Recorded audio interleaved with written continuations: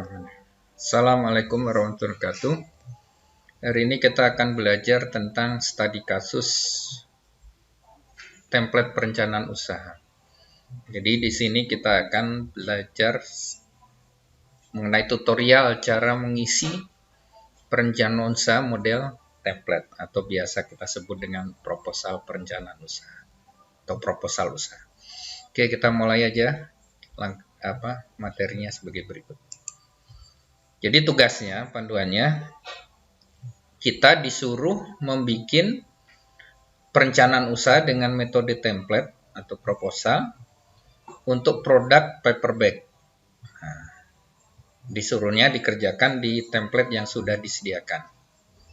Pembagian tugasnya untuk nama usaha, penentuan nama usaha itu nomor absen 1 dan 2. Untuk sejarah singkat latar belakangnya itu nomor absen 3 sampai 5.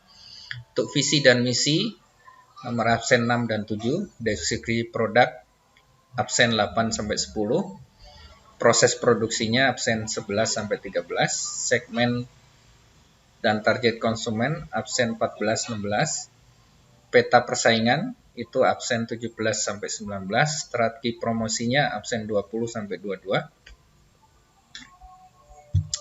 jalur distribusi dan penjualan tuh absen 23 sampai 25. Untuk tim atau sumber daya manusianya absen 26 sampai 28.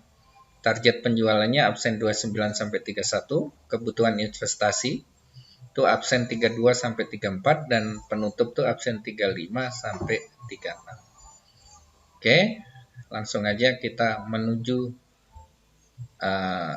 template yang sudah disediakan. Nah, yang pertama adalah menentukan nama usaha. Nama usahanya kita coba pakai yang ini, yaitu paper bag motif budaya. Kita akan coba paper bag-nya motifnya budaya. Jadi label sama gambar-gambarnya atau itu bernuansa budaya. Nama produknya adalah FND product. Jadi FD product. Tagline-nya adalah warisan luhur Nusantara. Jadi kita menghargai atau melestarikan warisan budaya bangsa. Jadi kita pakai tagline warisan luhur Nusantara. Ini yang untuk penentuan nama usahanya. Jadi nama usaha kita adalah bikin paper bag, motifnya budaya.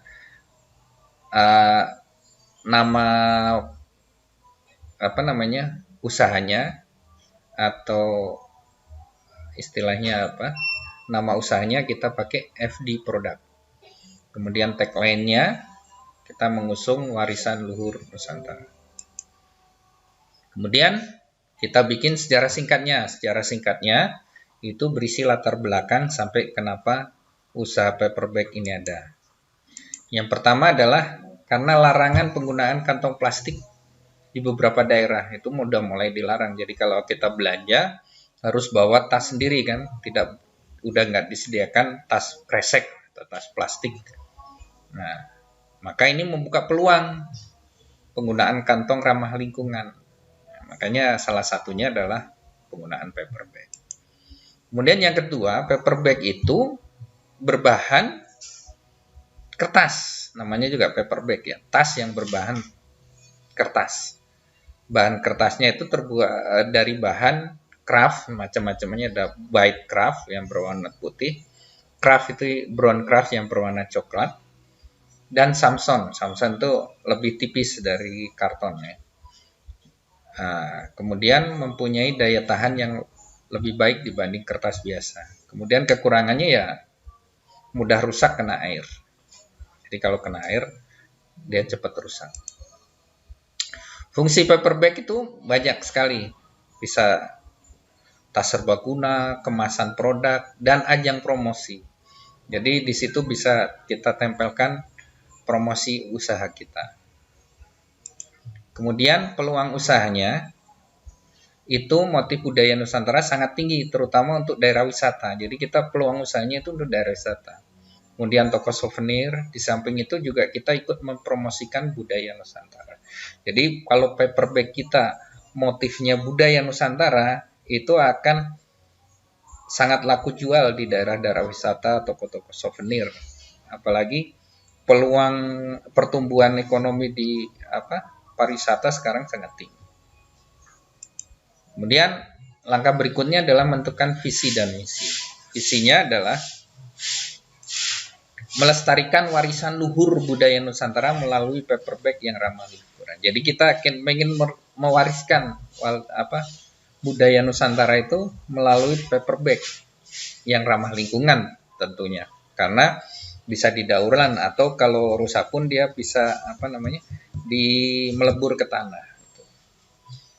Misinya kita adalah menyediakan paper bag dengan model yang multiguna. Jadi kita bikin paper bag banyak model dengan kualitas tinggi, menggunakan kertas yang baik dan ramah lingkungan.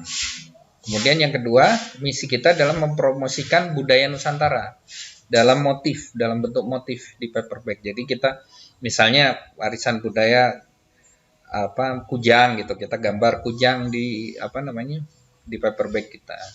Seperti itu. Itu visi dan misi. Langkah berikutnya adalah menjelaskan deskripsi produk kita apa. Jadi kita adalah menawarkan berbagai macam varian produk paper bag dengan bahan berkualitas dan ramah. Jadi kita tawarkan berbagai macam varian produk. Jadi mulai ukuran kecil, sedang, sampai besar kita sediakan. Terus menawarkan desain motif budaya Nusantara sesuai pesanan. Jadi kita bisa isi di sini, kita bisa print, bisa cetak sesuai pesanan mau motif budaya Nusantara apa di paper bag yang kita bikin kosong ini. Nanti tinggal sesuai pesanan aja mau dibikin apa di sini motifnya. Atau udah kita sediakan. Kemudian menawarkan paket penjualan grosir dan eceran. Jadi kita bisa jual secara grosir dan secara eceran. Dan menawarkan serbaguna sesuai kebutuhan atau pesan. Maksudnya gini, ini bisa serbaguna, bisa untuk hadiah, terus untuk promosi, jadi berbagai macam fungsinya. Makanya serbaguna. Kemudian deskripsi atau proses produksinya. Proses produksinya pertama itu kita beli bahan baku paper bag. Ya, berupa kertas, terus lem. Nah, ini kita beli. Ya kan? Gunting, terus penggaris, sampai printer, komputer untuk ngeprint dan desain sebagainya. Kemudian setelah itu kita bikin desain atau model paper bag yang bermotif Nusantara. Kita bikin motif-motifnya. Kemudian setelah di print di lembaran kertas, baru kita buat paper bag sesuai desain, ya kan? Sesuai ukuran, baik kecil, sedang, besar. Nah, setelah beres baru dikemas, pengemasan sesuai model. Jadi kita pilih model single, model atau sesuai motif. Nah, baru kita pasarkan. Nah, itu proses produksinya. Kemudian segmen dan target konsumennya. Segmennya kita adalah wisatawan. Pertama adalah wisatawan, baik domestik maupun asing. Kemudian pengusaha makanan, jadi bisa dipakai untuk bungkus makanan, paper bagnya itu. Pengusaha souvenir, nah, ini souvenir kan. Atau pengusaha EO, jadi kalau dia punya event-event organizer, misalnya kawinan, atau hajatan atau apa itu kan, itu bisa kita bisa masuk ke sana. Jadi untuk bungkus apanya itu kita udah sediakan.